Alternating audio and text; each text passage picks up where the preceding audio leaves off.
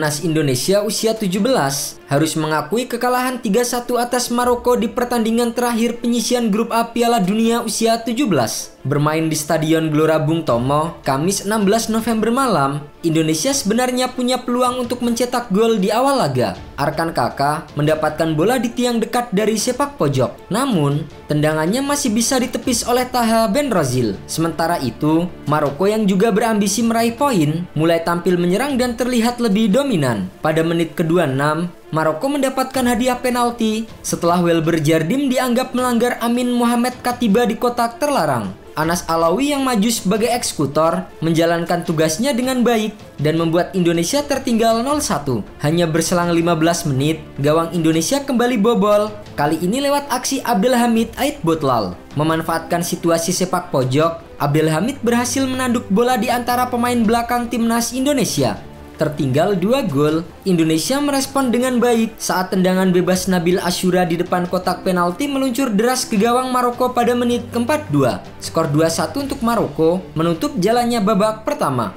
Usai turun minum, Maroko masih menguasai jalannya permainan. Pasukan Bima Sakti sempat memiliki keuntungan ketika salah seorang pemain Maroko dianggap melakukan handsball. Momen itu terjadi saat Ahmad Zidane melepaskan tendangan bebas.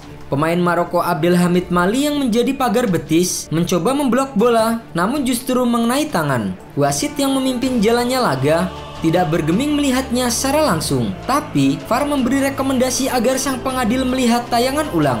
Alih-alih menunjuk titik putih, setelah melihat rekaman video tayangan ulang, sang wasit tidak menganggap hal itu sebagai pelanggaran karena menganggap tangan Mali dalam posisi natural. Sontak, keputusan dari wasit membuat puluhan ribu pendukung timnas Indonesia usia 17 merasa kecewa. Pengadil pertandingan yang pernah memimpin Liga Champions pada musim ini tersebut sempat disoraki selama beberapa saat.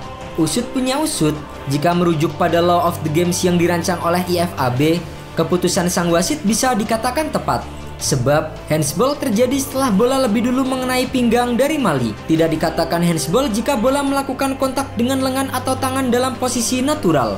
Bola secara tidak sengaja bersentuhan dengan tangan atau lengan pemain bertahan di dalam area penalti akibat defleksi, sapuan rekan tim atau sejenisnya. Setelah wasit kembali melanjutkan pertandingan, sayangnya keputusan wasit sedikit mempengaruhi permainan timnas Indonesia. Bukannya mengejar ketertinggalan, gawang timnas usia 17 justru kembali dibobol gol ketiga Maroko.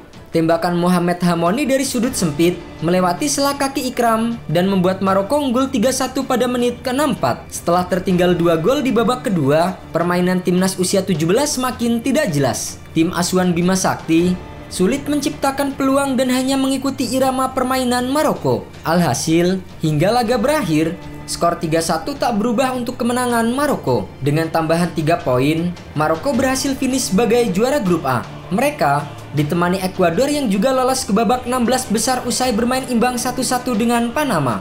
Sementara itu, kans Indonesia merangsek ke 16 besar Piala Dunia usia 17 terbilang sangatlah sulit. Kelolosan mereka bergantung dengan hasil-hasil yang dipetik tim lain untuk menentukan siapa peringkat ketiga terbaik. Saat ini, Arkan Kaka dan kawan-kawan menempati posisi keempat dalam pemeringkatan ranking 3 terbaik di atas timnas Meksiko usia 17 yang meraih 1 poin dan timnas Korea Selatan usia 17 dengan 0 angka.